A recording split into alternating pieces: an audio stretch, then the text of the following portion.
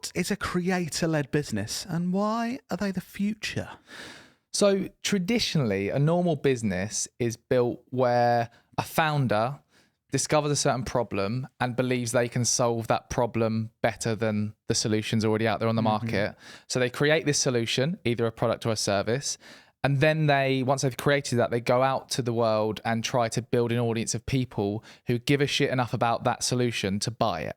Yep. That's a traditional kind of business route. Got it. So it's important to understand that.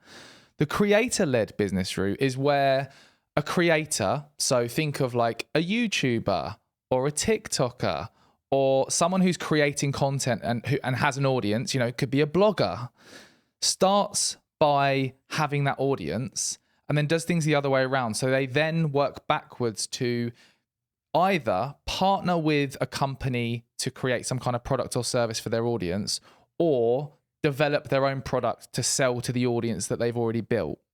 Does that make sense? Yeah, got it. So it's like the opposite way round of starting a business. And the reason it's so effective is because the really hard part about running a successful business is to actually build an audience of people who give enough of a shit to buy your product. That's the hard part. So is this episode just for like TikTokers and YouTube? It's all just girls lip syncing, isn't it? No, you're wrong there, Lloyd. No, it's not just for TikTokers and YouTubers. Oh. If you work in the marketing space, which a lot of people do who listen to this podcast, it's really important to understand the direction that companies are going. And this podcast, we're going to kind of break down and give some examples of creator-led businesses and why they're the future and what that actually means to marketers and business owners listening, because we need to make this useful to people rather than just talk about creators. So before we get into why sort of marketers should care about this and people in business should care about this, why do we think that it is the future? Well, by looking at history, by looking at like what's already started to happen. So this isn't just something I've kind of plucked out of thin air and thought, yeah, that's the future. It's what I've seen happening. So to give you some examples, do you know the Sidemen, Lloyd? I know the Sidemen, yes. So the Sidemen are a group of YouTubers led by KSI, who most people have heard of. Yeah. And they create regular videos and they've built up millions and millions of subscribers across YouTube and other platforms. They're a prime example of how creators are building businesses around their audiences. So over the last sort of 6 to 12 months, they've started to bring out new products for their audiences. So I don't know if you've seen, they've brought out a vodka brand. Yeah. They've brought out Sides, which is like a sort of takeaway business. Yeah. They've even got like their own trading cards. Yeah. Have you seen any of this stuff online? Yeah, well, what I thought was interesting with the vodka, so a few years back when basically they were kids and teenagers and their audience were kids, I suppose it was kind of like, well, where's the potential here to have a business with a creator-led business? Because when your audience are children, they probably don't have much money. But I found it interesting with them how they've grown with their audience. Now their audience, a lot of their audience are adults, and now they're like selling vodka and got this successful business with that. It's quite interesting to see how they've been very clever as creators with their audience, and then these different revenue streams and businesses that are smashing it. And it just seems like the logical approach. So you were asking like, why is this the future? If you think of all of the time it takes for a new company to build that audience and that trust with that audience to eventually then have built that up enough to sell them something, this is flipping that on its head. There's no waiting time, because creators have already invested a huge amount of time and effort in producing videos and content in general on these platforms that have already built that trust with their customers. Like, not their customers, they're their audience or their subscribers. Their audience are just waiting for them to suggest products. And this is like when influencer marketing came about, this was the start of that, where brands realized like, oh, that creator has 100,000 people who watch them every week, who trust them. We're just going to give them our product to sell and give them like commission or an affiliate fee. Now creators are getting clever and they're cutting out the middleman. Yeah. They're not just getting the affiliate fee, they're developing the products. It's their business. They're getting the whole piece of the pie. Yeah. Interestingly, though, there's kind of some creators that are sort of pulling the wool over people's eyes. So for example, Prime. If you're into YouTube and that kind of space, you would have heard of Prime. Prime is Logan Paul and KSI's drinks brand that they brought out. And all of the messaging that I've seen and everything communicated online is like, this is Logan Paul and KSI's new drink, Prime. They've got this drink. And when you think about it logically, like, when have they ever been drinks experts? Also, it's not like a company approached them and said, we want to do this. And I think that would be a surprise to most of the audience that it wasn't their business. Like, we want to do this. They've certainly had input with how it's gone and stuff, but and I assume they now have a certain they'll have a percentage, but it wasn't their company that they started.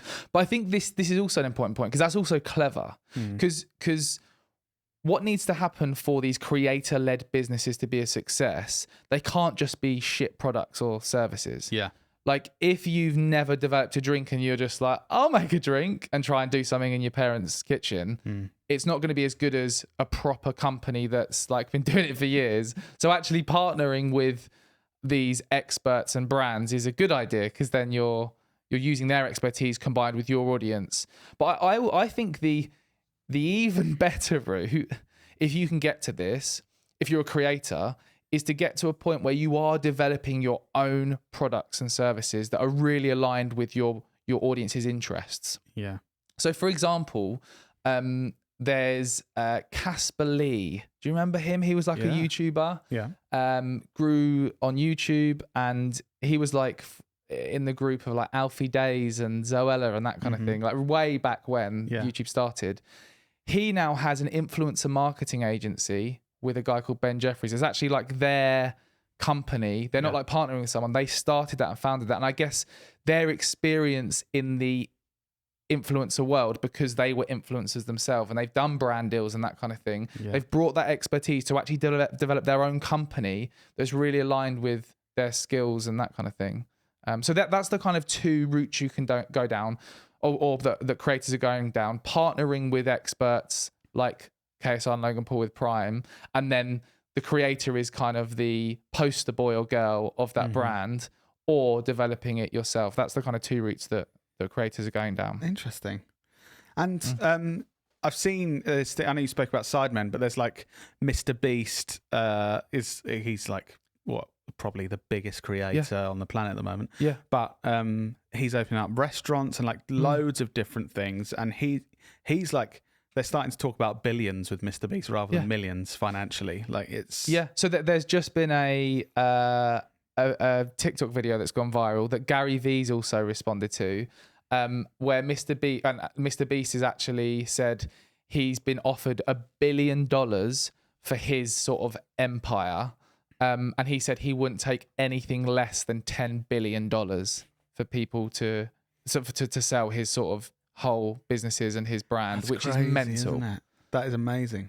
And even Gary V, like, I think it's yesterday, did a sort of duet with it, saying he thinks 10 billion is too little to sell that. He's like, that would be a bargain if you bought his empire for 10 billion because of what he's built up.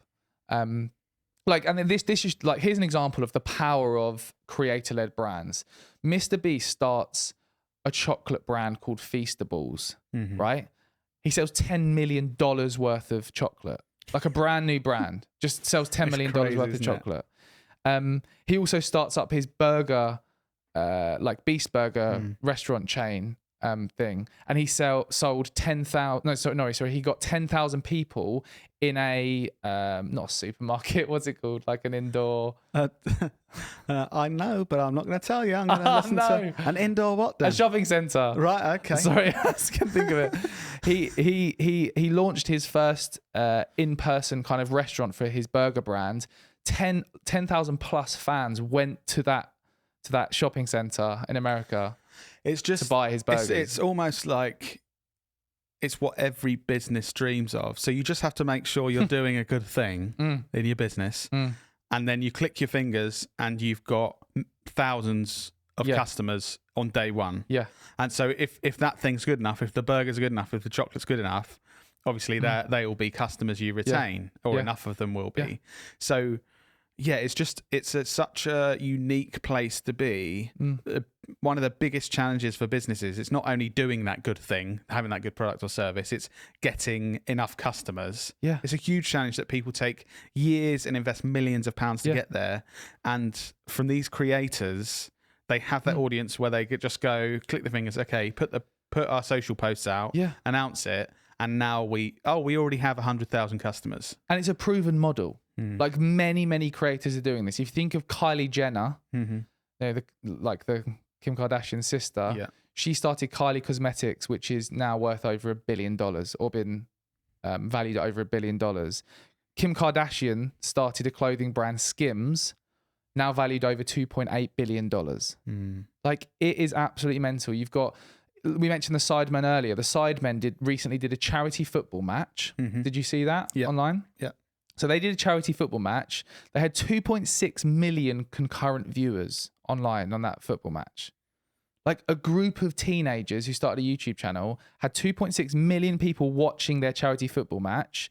They had 27,000 live fans in the stadium that had bought tickets to go and watch this football game, and they raised over £1 million for charity. And these, like, if there's no sign that's going to show you that creator-led business of the future, that this is the sign. These creators and businesses around them now are realizing they can do it without the traditional methods. So that previously would have had to be on BBC and had the BBC kind of production around them to make that happen. And it would have had to have these traditional TV celebrities on the mic and that kind of thing.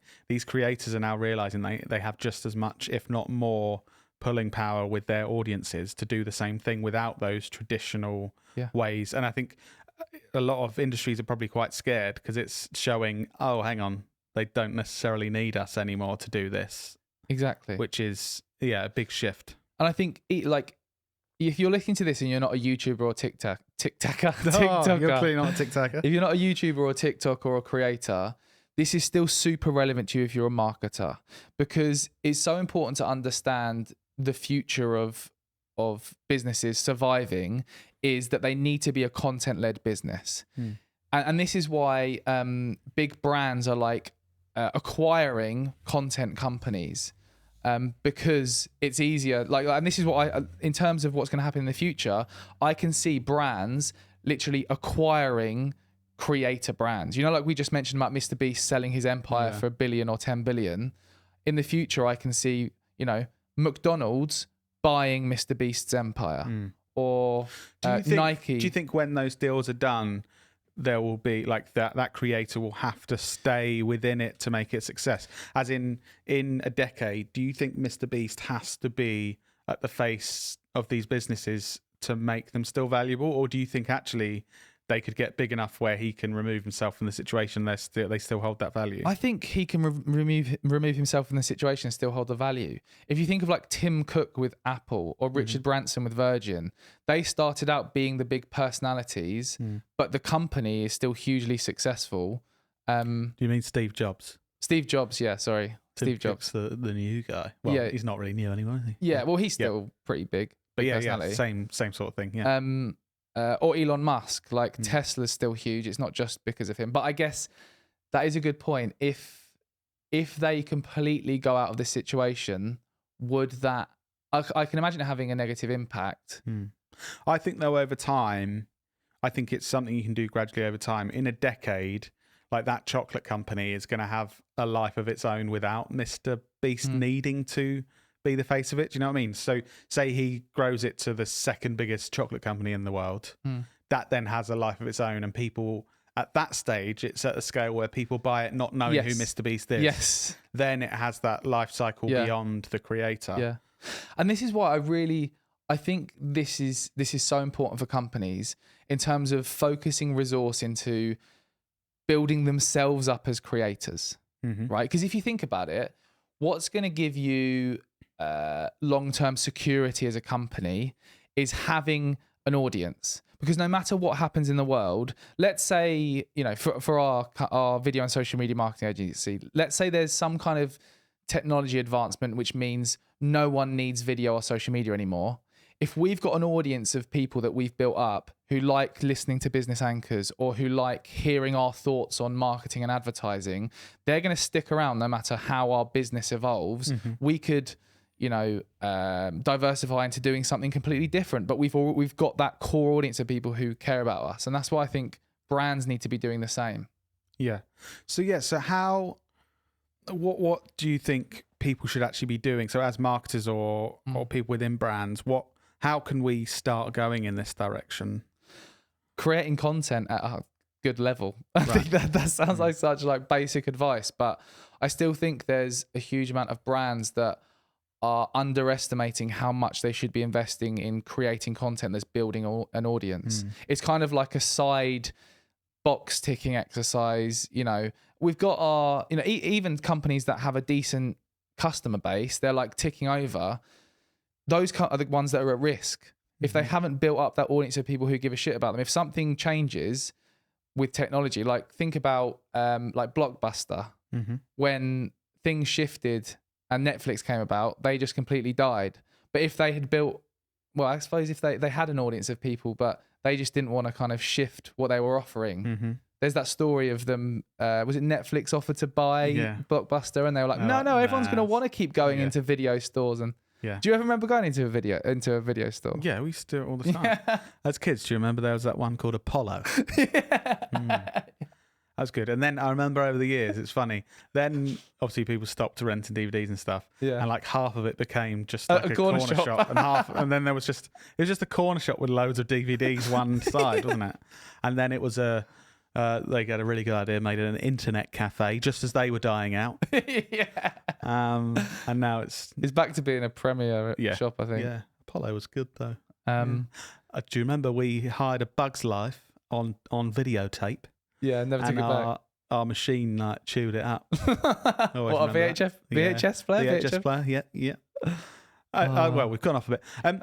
So I suppose, is this creator-led business, is this in a way, this podcast that we do, so we don't have like our business branding or anything. It's not called like the Knowlton podcast, but is this kind of partially what you're saying? Yes. Like an angle people could have in their businesses, as in we are the owners of our business and we are doing this podcast to become creators and build that audience. So I think there's different ways of looking at this.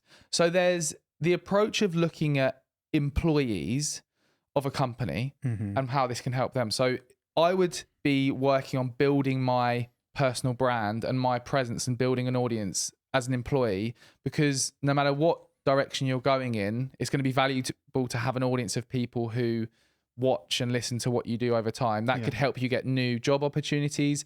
That could help you create your own business to sell products and services to that audience. So there's that angle. The other angle is if you run a company already, it's about having that creator mentality of, we're going to produce content that people keep coming back and watching. And it could be, thinking about certain personalities in your company that you can get on camera, like the GOAT vlog that they do. The GOAT agency. The GOAT agency vlog, they have certain characters within the company, and you kind of are bought into their vlog because you've kind of following those characters along. Yeah. It's about having that mindset of a creator, and focusing more resource into actually producing decent quality content, not just the boring like case study video. I suppose that's the challenge, isn't it? People actually have to put time and effort into this. Yes. And potentially money. And it's a long-term approach again, which again will scare most people watching and listening this. It's like, oh no, it will take longer than a few weeks. Probably after a year of Mr. Beast, he wouldn't get offered more than 500 quid for his empire. If you know what I mean. Exactly. It is a long-term approach, isn't it? Where you build the audience and that audience becomes more and more value. It's just like, this is meta. More valuable. So this is meta. So this podcast, Business Anchors, it took us, I think it must have been about 2 years of doing this podcast before one of the most well-known like tech companies, Adobe Express, sponsored it. So it took us 2 years of doing a weekly podcast every week before we'd built up enough credibility to have a company like that want to pay us to sponsor the podcast, right? Yeah. So things like that take time. It's just having the patience to actually getting the results. Nice. Good insight to creator-led businesses. Any other important things to note, Dan, would you say? I guess the final thing is just to note that the product or service actually needs to be good. Like I can envision creators trying like this whole pattern of creators coming up with businesses happening, but they're being shit ones as well. Yeah. Because people will see other creators like Mr. Beast and decide, oh, they're coming up with products, we should do the same.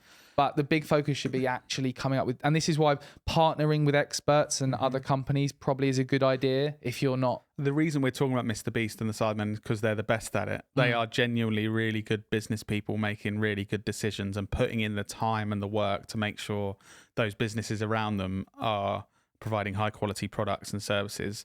I think any creator with an audience can sell you merch. You know, that's how it kind of started and how they realized they could make money outside of their content creation. It's like, oh, we can sell t-shirts with our brand on it. And anyone can do that. And a lot of people have done that and not really sold much at all over time because they're like, this is I can make a quick buck here. I can sell t-shirts and it doesn't matter how good they are because they're just going to buy them. Yeah. And I think creators are going to be regretting that because they've lost that purchasing power. Their audience no longer trusts them. Whereas if your products you're actually selling are always good, it almost the more you sell to them, the more they're going to buy. Like Mr. Beast, every time, so they bought some of the chocolate and they're like, this is actually the best chocolate. Then they've gone to Beast Burger and been like, this is actually like the best burger I've ever had. And so the next business he comes out with, it's even more likely people are going to buy from him. Yeah. Whereas those people that just want to make some money quick, they're going to do it once, and then the purchase power of the audience is going to decrease because it's going to be like, well, I don't trust this guy anymore. The creators that do it well will have longevity. The ones that actually focus on, rather than trying to make a quick buck or just selling merch or whatever, actually thinking like, what problems do my audience have? My 100,000 subscribers or my 10 million subscribers, what does that problems do that group of people have? And how can I either come up with a solution or partner with a company that has a solution that's really good to help them solve that problem? And that's keeping things really basic and simple. That's how this is going to go moving forward. Yeah. So, and we're even doing this ourselves by, we are creators. This is how much we believe in this. We are creators building up our audience of you lot because we believe in the value of having an audience that listen to you and trust you. And I guess, trying to encourage businesses of all sizes, not just people with millions of pounds and millions of followers, that this is a good way to go. Yeah. I believe creators are the future. What's that song? I believe creators are the future. Teach them well and let them lead the way. I sang that on stage in year 7 at the Margate Winter Gardens. Not the creator bit, but children are the future. Cool. Yeah, great way to end that episode. So, anything more to say, Dan? No, I just think if you want to stand out, if you're working in marketing in a company and you want to stand out to your boss, then start talking about this stuff because it shows that you actually have an idea about what's going on in the marketing world. Yes. Forward them this episode and just say, don't listen to the last bit where they told me to forward this to my boss. Okay. Brilliant. Thanks for listening, guys. And we'll see you in your ears next week.